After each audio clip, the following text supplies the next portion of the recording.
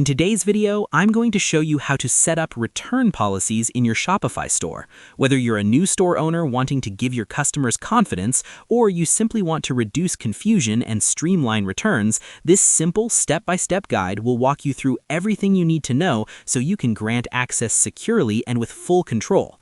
First, open your Shopify admin panel and go to Settings at the bottom left corner of your screen. Once you're there, you might see many options, but we have to look for the section labeled Policies on the left-hand menu. Make sure to follow along carefully so you don't miss any details. This is where you can manage all your essential store policies, including shipping, privacy, terms of service, and most importantly, your return and refund policies and many other things. Next, click on the Return and Refund option. You'll see that you have two main choices: manually enter your own policy or use Shopify's convenient template. Follow the on-screen instructions carefully. They're designed to make the process user-friendly and stress-free. If you choose to write your own policy, make sure to outline the return time frame, conditions of returned items, and how refunds will be processed.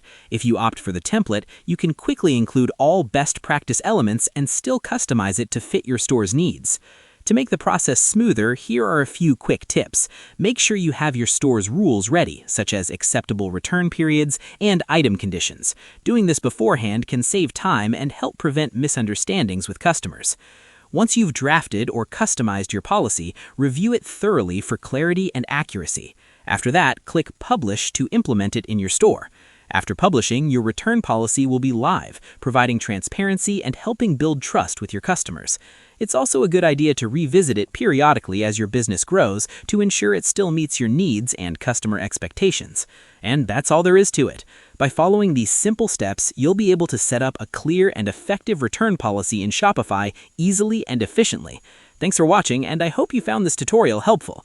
If this helped you out, feel free to share it with others who might be setting up their store too. Why not make someone's day easier?